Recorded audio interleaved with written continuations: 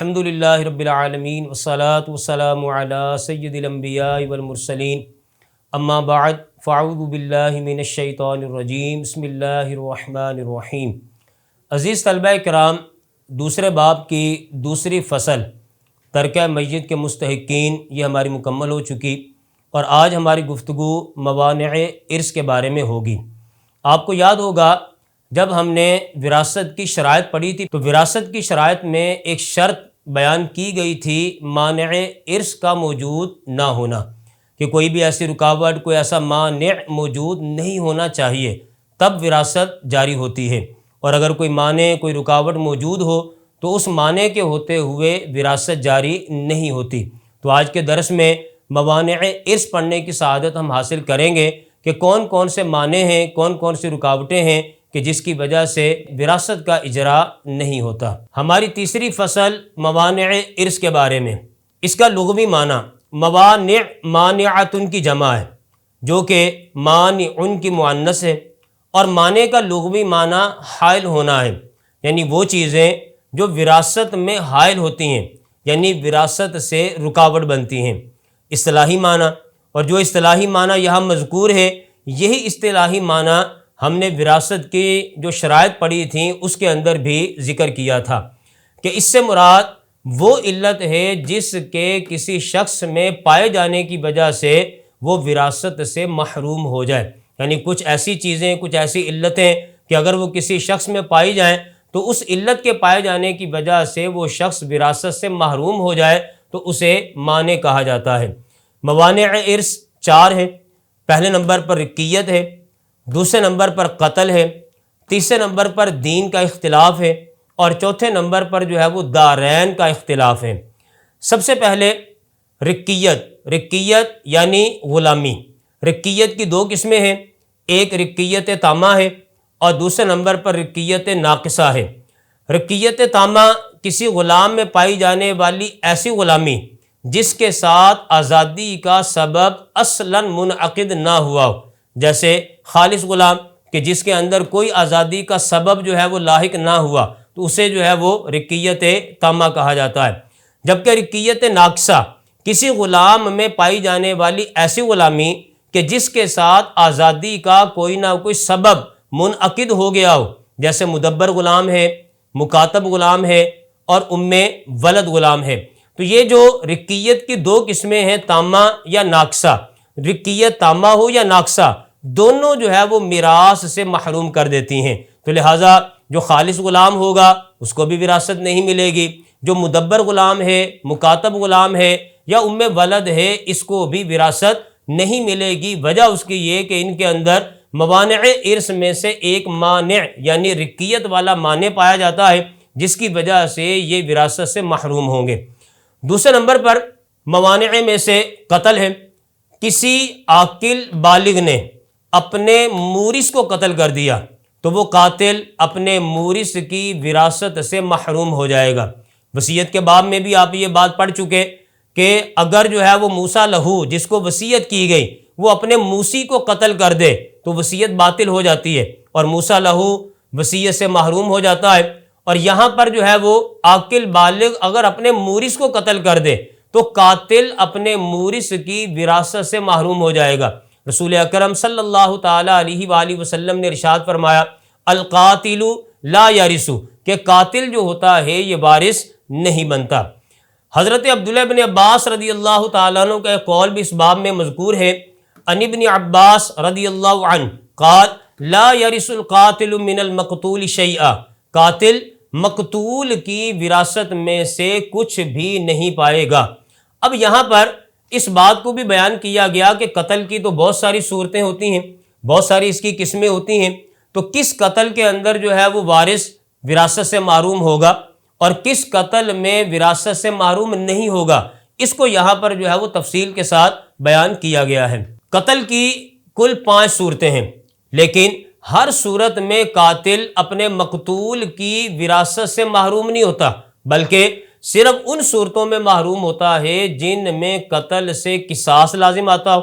یا کفارہ لازم آتا ہو۔ تو جس قتل کی بنیاد پر قصاص یا کفارہ لازم آئے، اگر ایسا قتل واقع ہوا تو اس صورت میں وراثت سے محرومی ہوگی۔ لیکن اگر ایسا قتل ہے کہ جس میں نہ تو قاتل پر قصاص واجب ہوتا ہے، نہ قاتل کے اوپر کفارہ لازم ہوتا ہے، تو ایسے قتل کی وجہ سے قاتل جو ہے وہ وراثت سے محروم نہیں ہوگا۔ اب وہ قتل کہ جس میں قصاص یا کفارہ لازم آتا ہے، یہ قتل 4 قسم کا ہے۔ ایک قتل عمد ہے کہ اس میں قصاص لازم ہوتا ہے، دوسرے نمبر پر شبہ عمد ہے،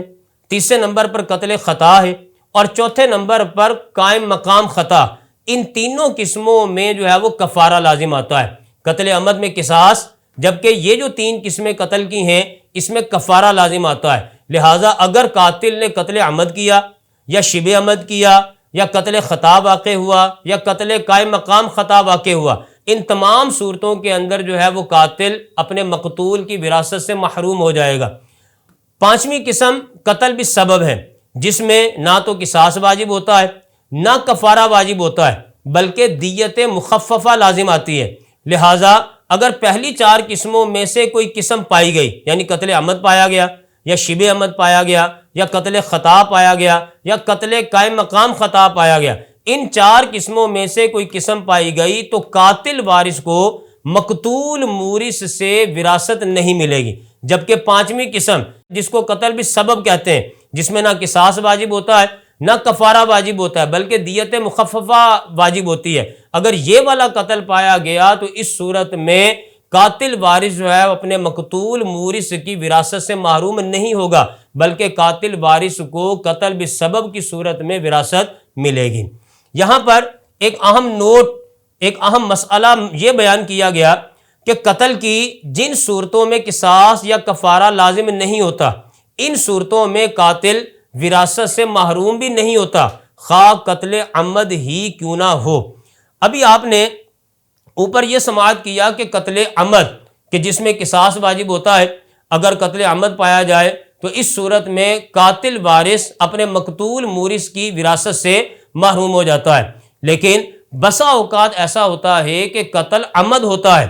لیکن نہ تو قصاص واجب ہوتا ہے اور نہ جو ہے وہ کفارہ واجب ہوتا ہے۔ تو اگر قتل عمد ایسا ہو کہ جس میں نہ قصاص ہو نہ کفارہ ہو، تو ایسے قتل عمد کی وجہ سے قاتل وارث جو ہے وہ اپنے مقتول مورث کی وراثت سے محروم نہیں ہوگا۔ یہاں پر اس کی چند ایک قسمیں بیان کی گئی ہیں کہ سب کے اندر ایک مشترک بات یہ ہے کہ سب جگہوں پر قتل عمد ہے، لیکن اس کے باوجود قصاص لازم نہیں ہے، کفارہ واجب نہیں ہے، جس کی وجہ سے قاتل وارث جو ہے وہ اپنے مقتول مورث کی وراثت سے محروم بھی نہیں ہوتا۔ پہلے نمبر پر غیر مکلف سے قتل واقع ہوا، یعنی کسی نابالغ، ناسمجھ یا پاگل سے قتل واقع ہوا تو یہ قتل اگرچہ عمد ہو، لیکن چونکہ اس قتل عمد میں قصاص یا کفارہ لازم نہیں آتا، نابالغ کے اوپر، ناسمجھ کے اوپر یا پاگل کے اوپر، تو چونکہ قصاص یا کفارہ لازم نہیں، اگرچہ قتل عمد ہے، اس کے باوجود وراثت سے محرومی نہیں ہوگی۔ دوسرے نمبر پر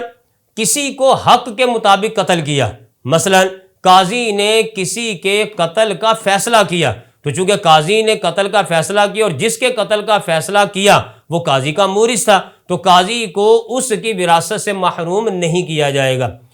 تیسرے نمبر پر کسی عذر کی وجہ سے قتل کیا، مثلا شوہر نے اپنی بیوی یا کسی اور محرم رشتہ دار کو کسی کے ساتھ زنا میں ملوث پایا اور دونوں کو قتل کر دیا، یوں ہی اپنی ذات یا مال کے بچاؤ کے لیے قتل کیا، جب کہ قتل کے سوا بچاؤ کی کوئی صورت نہ ہو، تو یہاں پر بھی اگرچہ قتل عمد پایا گیا، لیکن چونکہ اس قتل عمد کی وجہ سے نہ تو قصاص لازم آ رہا ہے نہ کفارہ لازم آ رہا ہے، اس وجہ سے یہاں پر وراثت سے محرومی نہیں ہوگی۔ لیکن یہاں پر ایک چیز اور بھی بیان کی گئی کہ اپنی ذات یا مال کے بچاؤ کے لیے قتل کیا، جبکہ قتل کے سوا بچاؤ کی کوئی صورت نہ ہو، تب یہ مسئلہ ہے، تب یہ قتل کرنے کی اجازت ہے، اور اگر قتل کے سوا بچاؤ کی کوئی صورت ہو تو ہرگز قتل کرنے کی اجازت بھی نہیں ہے، اور اگر قتل کیا تو قصاص یا کفارہ بھی لازم آئے گا اور وراثت سے بھی جو ہے وہ محرومی ہو جائے گی۔ لیکن اگر قتل کے سوا بچاؤ کی کوئی صورت نہ ہو، پھر قتل پایا گیا، اب نہ تو قصاص لازم آئے گا نہ کفارہ لازم آئے گا، تو اس صورت میں جو ہے وراثت سے محرومی بھی نہیں ہوگی۔ چوتھے نمبر پر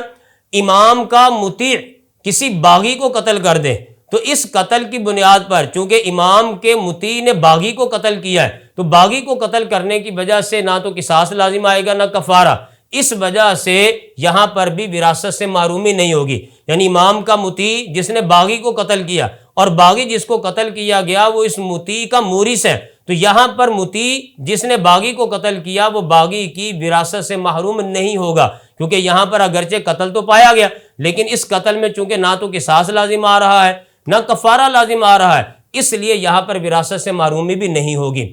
5ویں نمبر پر کوئی شخص اپنے مورث کو حد کے طور پر یا قصاص کے طور پر قتل کر دے، چونکہ حدن یا قصاصن قتل کرنے کی شریعت مطہرہ میں اجازت ہوتی ہے، لہٰذا اس قتل کی بنیاد پر بھی نہ قصاص ہے نہ کفارہ، اس لیے جو ہے وہ قاتل وارث اپنے مورث کی وراثت سے محروم نہیں ہوگا۔ مذکورہ تمام صورتوں میں اگرچہ قتل جان بوجھ کر ہوا لیکن ان میں سے کسی بھی صورت میں قصاص یا کفارہ لازم نہیں، اس لیے قاتل میراث سے محروم نہیں ہوگا۔ یہاں پر ایک سوال اور اس کا جواب بھی ذکر کیا گیا کہ اگر فرض کریں باپ نے بیٹے کو عمدن قتل کر دیا تو باپ پر قصاص یا کفارہ لازم نہیں آتا، لیکن اس کو وراثت سے محروم کیوں کر دیا جاتا ہے؟ یعنی باپ جب بیٹے کو عمدن جان بوجھ کر قتل کر رہا ہے اور باپ کے اوپر قصاص یا کفارہ بھی لازم نہیں آ رہا، تو ہمارے اوپر کے بیان کردہ اصول کے مطابق باپ وراثت سے محروم نہیں ہونا چاہیے، لیکن اس کے باوجود باپ کو وراثت سے محروم کر دیا جاتا ہے۔ یہ ایک سوال ہے، اس کا جواب یہ ہے کہ اصل میں یہ قتل بھی قصاص کو واجب کرنے والا ہے، یعنی اس قتل کی وجہ سے بھی باپ پر قصاص واجب ہونا چاہیے، لیکن رسول اکرم صلی اللہ تعالی علیہ وآلہ وسلم کے اس ارشاد گرامی کی وجہ سے اس پر قصاص لازم نہیں ہے، اور وہ فرمان جو ہے وہ یہ ہے کہ نبی پاک صلی اللہ تعالی علیہ وآلہ وسلم ارشاد فرماتے ہیں لا یقتل الوالد بالولد، والد کو ولد یعنی بیٹے کے بدلے میں قتل نہیں کیا جائے گا۔ اسی طرح ایک دوسری حدیث پاک میں جس میں والد اور ولد کے ساتھ ساتھ آقا اور غلام کا بھی ذکر ہے، لا یقاد مملوک من مالکہ ولا ولد من والدہ، غلام کا اس کے آقا سے اور بیٹے کا اس کے والد سے قصاص نہیں لیا جائے گا۔ ان احادیث کی وجہ سے اس قتل کا موجب یعنی قصاص کو تو چھوڑ دیا گیا، لیکن اس قتل کی وجہ سے وراثت سے محرومی والا حکم باپ کے حق میں باقی رکھا گیا۔ یعنی اگر باپ اپنے بیٹے کو قتل کر دے اور قتل بھی عمد ہو تو قتل عمد کی وجہ سے باپ کے اوپر جو ہے وہ قصاص کفارہ لازم نہیں ہوا، لیکن اس کے باوجود باپ کو وراثت سے محروم کر دیا جاتا ہے، تو اس کا جواب یہاں پر یہ دیا گیا کہ اس قتل کی وجہ سے بھی باپ پر قصاص اصولی طور پر واجب ہونا چاہیے تھا، قیاسی طور پر واجب ہونا چاہیے تھا، لیکن چونکہ نبی پاک صلی اللہ تعالی علیہ وآلہ وسلم کے فرامین اس باب میں موجود ہیں کہ بیٹے کے قصاص میں جو ہے وہ باپ کو قتل نہیں کیا جائے گا، اس وجہ سے قصاص والا حکم جو ہے وہ ساقط ہو گیا، لیکن وہ جو وراثت سے محرومی والا حکم تھا وہ باپ کے حق میں باقی رکھا گیا۔ تو یہاں پر جو ہے وہ قتل عمد ہے، اور اس قتل عمد کی وجہ سے اگرچہ قصاص کفارہ باپ کے اوپر واجب نہیں ہے، لیکن وراثت سے محرومی والا حکم جو ہے وہ اپنی جگہ پر برقرار ہے۔ تیسرے نمبر پر دین کا اختلاف ہے۔ وارث اور مورث کے درمیان اگر دین کا اختلاف ہو تو یہ بھی وراثت سے محرومی کا ذریعہ بنتا ہے۔ وارث اور مورث کے درمیان دین کا اختلاف وارث کو میراث سے محروم کر دیتا ہے۔ ائمہ اربعہ کا اتفاق ہے کوئی مسلمان کسی کافر کا اور کوئی کافر کسی مسلمان کا وارث نہیں بن سکتا۔ اب اگر فرض کریں باپ مسلمان ہے بیٹا کافر ہے، یا بیٹا مسلمان ہے باپ کافر ہے، تو باپ اپنے بیٹے کا وارث نہیں بنے گا اور بیٹا اپنے باپ کا وارث نہیں بنے گا، کیونکہ رسول اکرم صلی اللہ تعالی علیہ وآلہ وسلم نے ارشاد فرمایا لا یرث المسلم الکافر ولا الکافر المسلم، کوئی مسلمان کسی کافر کا اور کوئی کافر کسی مسلمان کا وارث نہیں ہو سکتا۔ عزیز طلبہ اکرام، یہ تو ہوا مسلمان اور کافر کے درمیان سلسلہ توارث کا مسئلہ، اور جہاں تک تعلق ہے کہ کفار کی آپس میں وراثت کا حکم کیا ہوگا، فرض کریں باپ بھی کافر ہے بیٹا بھی کافر ہے، تو کیا یہ دونوں ایک دوسرے کے وارث بنیں گے یا نہیں بنیں گے؟ تو اس کا حکم یہ ہے کہ فقہائے احناف، شوافع اور حنابلہ کے نزدیک تمام کفار ایک دوسرے کے وارث ہوتے ہیں، کیونکہ تمام کفار ایک ہی ملت ہیں۔ ایک مشہور مقولہ ہے الکفر ملت واحدہ، کہ کفر جو ہے یہ سارا کا سارا ایک ہی ملت ہے، تو لہٰذا اگر باپ اور بیٹا دونوں کافر ہوں تو یہ ایک دوسرے کے وارث بنیں گے۔ اس کے بعد ہماری اگلی گفتگو مرتد کے بارے میں ہے کہ مرتد کہ جو دین اسلام سے پھر جائے یا ضروریات دین میں سے کسی کا انکار کرے، تو مرتد کے مورث اور وارث بننے کے کیا مسائل و احکام ہیں، اس کو پڑھنے کی سعادت حاصل کریں گے۔ مرتد وہ شخص ہے جو اسلام سے پھر جائے یا اسلام لانے کے بعد ضروریات دین میں سے کسی چیز کا انکار کرے، جیسے نماز روزہ کی فرضیت کا انکار کرے، یا اللہ کی وحدانیت و ربوبیت کا انکار کرے، یا رسول اکرم صلی اللہ تعالیٰ علیہ وآلہ وسلم کی نبوت و رسالت یا آپ کے آخری نبی ہونے کا انکار کرے، یا اس کے علاوہ کوئی اور ایسا انکار کہ جو ضروریات دین کا انکار کہلائے، یا ایسا قول یا فعل کرے جس کی وجہ سے قائل یا فاعل کافر ہو جاتا ہے۔ یہ ہے مرتد کی تعریف جو ابھی آپ نے پڑھی۔ مرتد پر اسلام پیش کیا جاتا ہے، یعنی اسے اسلام کی دعوت دی جاتی ہے۔ اگر وہ مہلت چاہے تو 3 دن تک مہلت دی جاتی ہے، یعنی جو مرتد ہوا ہے ضروریات دین میں سے کسی کا اس نے انکار کیا ہے یا ایسا قول یا فعل کیا ہے کہ جس کی وجہ سے قائل یا فاعل کافر ہو جاتا ہے،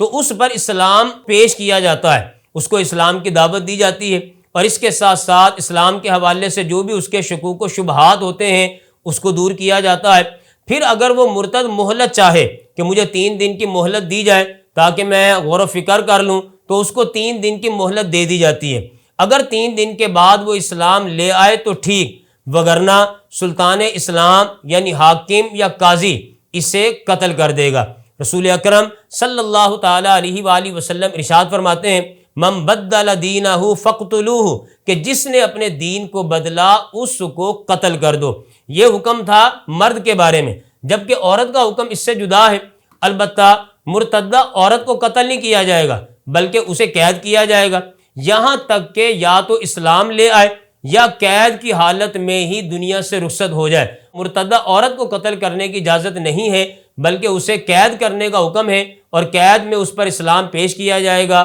اس کے شکوک و شبہات کو دور کرنے کی کوشش کی جائے گی۔ اگر وہ اسلام لے آئے فابیہا، لیکن اگر وہ اسلام نہیں لے کر آتی تو اس کو قتل نہیں کیا جائے گا بلکہ اس کو قید میں ہی رکھا جائے گا، یہاں تک کہ قید میں ہی اس کا جو ہے وہ انتقال ہو جائے۔ اب رہا یہ کہ مرتد مورث کب بنے گا، وارث کب بنے گا، اس کے احکامات جو ہے وہ درج ذیل ہیں۔ پہلے نمبر پر جب مرتد اپنے ارتداد پر طبعی موت مر جائے، طبعی موت کا مطلب یہ کہ اس کو جو ہے وہ قتل نہیں کیا گیا قاضی کی طرف سے، حاکم کی طرف سے،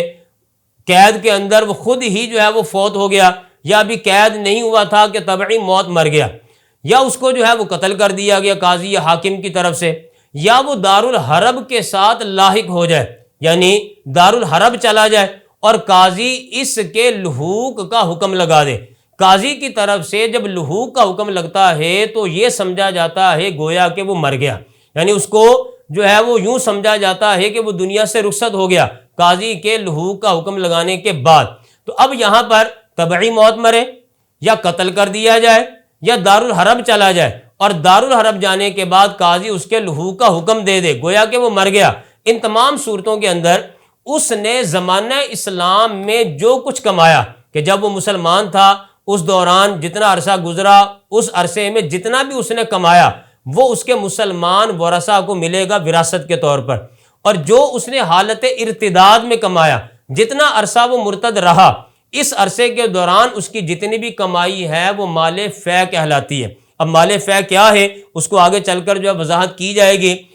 وہ مال فے ہے جو کہ مسلمانوں کے نفع کے لیے بیت المال میں رکھا جائے گا، اور یہ موقف امام اعظم رحمۃ اللہ تعالی علیہ کا ہے، جبکہ صاحبین یعنی امام اعظم رحمۃ اللہ تعالی علیہ کے جو 2 شاگرد ہیں، امام محمد اور امام ابو یوسف رحمۃ اللہ علیہما، وہ فرماتے ہیں کہ حالت اسلام اور حالت ارتداد دونوں زمانوں کا کسب یعنی مال اس کے مسلمان ورثاء کے لیے ہوگا، کیونکہ اس نے جو اعتقاد اپنایا ہوا ہے اس اعتقاد پر اس کو دوام نہیں ہے، ہمیشگی نہیں ہے، وہ اس اعتقاد پر ہمیشہ نہیں رہے گا بلکہ اس کو اسلام میں لوٹ آنے پر مجبور کیا جائے گا، اس لیے اس کے حق میں حکم اسلام ہی معتبر ہوگا۔ یعنی صاحبین یہ فرماتے ہیں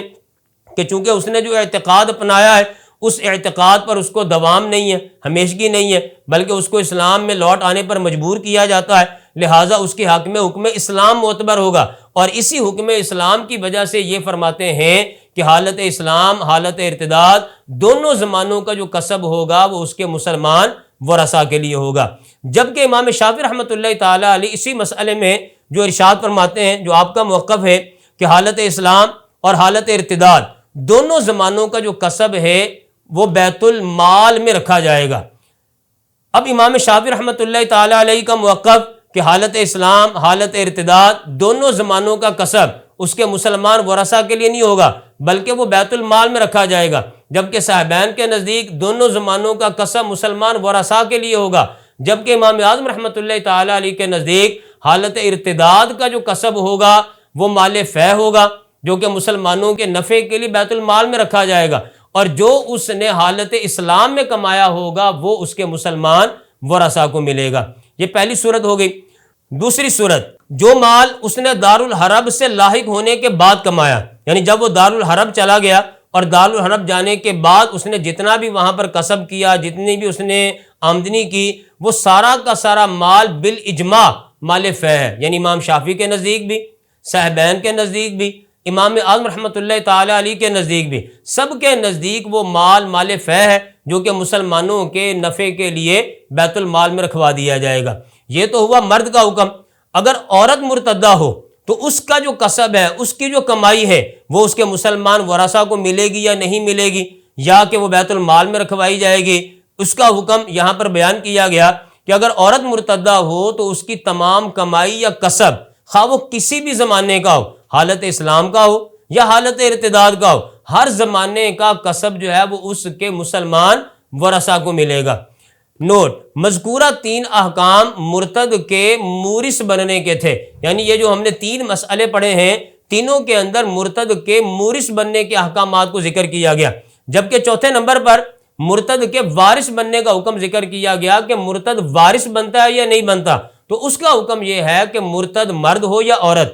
کسی مسلمان یا کافر یا مرتد کے وارث نہیں ہوں گے، یعنی مرتد مرد یا عورت نہ تو مسلمان کے وارث ہو سکتے ہیں، نہ کسی کافر کے وارث ہو سکتے ہیں، نہ اپنے مثل کسی اور مرتد کے وارث ہو سکتے ہیں۔ البتہ ایک صورت یہاں پر یہ بیان کی گئی ہے کہ جس میں مرتد جو ہے وارث بن سکتے ہیں، وہ صورت یہ ہے کہ اگر پورے علاقے والے اکٹھے مرتد ہو جائیں تو وہ سارے کے سارے ایک دوسرے کے جو ہے وہ وارث بنیں گے۔ اس کے علاوہ عمومی حکم یہی ہے کہ مرتد مرد یا عورت نہ تو مسلمان کے وارث ہوتے ہیں، نہ کافر کے وارث ہوتے ہیں، اور نہ ہی یہ مرتد مرد یا عورت اپنے مثل کسی اور مرتد کے وارث ہوتے ہیں۔ اس سبق کے آخر میں مال فیح اور مال غنیمت کے درمیان فرق کو بھی بیان کر دیا گیا، چونکہ ہماری گفتگو کے اندر مال فیح کا جو ہے وہ ذکر ہوا کہ یہ مال فیح ہے اور یہ مسلمانوں کے نفع کے لیے بیت المال میں رکھوایا جائے گا۔ تو مال فیح کیا ہوتا ہے اور مال غنیمت کیا ہوتا ہے، ان میں فرق کیا ہے؟ مال فیح وہ مال ہوتا ہے جو کفار سے بغیر حملہ یا بغیر جنگ و جدال کے حاصل کیا جاتا ہے، جیسے جزیہ اور ذمی کا مال بغیر حملے کے اور بغیر جنگ و جدال کے حاصل کیا جاتا ہے، اسی طرح مال فیح جو کفار سے بغیر حملے یا بغیر جنگ و جدال کے حاصل کیا جائے اسے مال فیح کہتے ہیں۔ اس مال فیح کا کوئی بھی وارث نہیں ہوتا، بلکہ یہ مال مسلمانوں کے نفع اور عمومی مصارف کے لیے بیت المال میں رکھا جاتا ہے، جبکہ اس کے مقابلے میں مال غنیمت ہے، اور جو مال کفار پر حملہ کر کے یا جنگ و جدال سے حاصل کیا جاتا ہے وہ مال غنیمت ہوتا ہے، جو غازیوں اور دیگر لوگوں کے درمیان شرعی اصولوں کے مطابق جو ہے وہ تقسیم کیا جاتا ہے۔ عزیز طلبہ کرام، یہ تھا ہمارا آج کا سبق کہ جس کے اندر ہم نے موانع ارث میں سے 3 مانع پڑھنے کی سعادت حاصل کی۔ سب سے پہلے رقیت کو پڑھا، دوسرے نمبر پر ہم نے قتل اور اس سے متعلقہ مسائل و احکام کو پڑھا، اور تیسرے نمبر پر دین کا اختلاف اور اس کے ضمن میں مرتد کے وارث اور مورث بننے کے احکامات کو پڑھنے کی سعادت حاصل کی۔ اگلے درس میں انشاءاللہ عز و جل موانع ارث میں سے جو چوتھا مانع ہے جسے دارین کا اختلاف کہا جاتا ہے اس کو پڑھنے کی سعادت حاصل کریں گے۔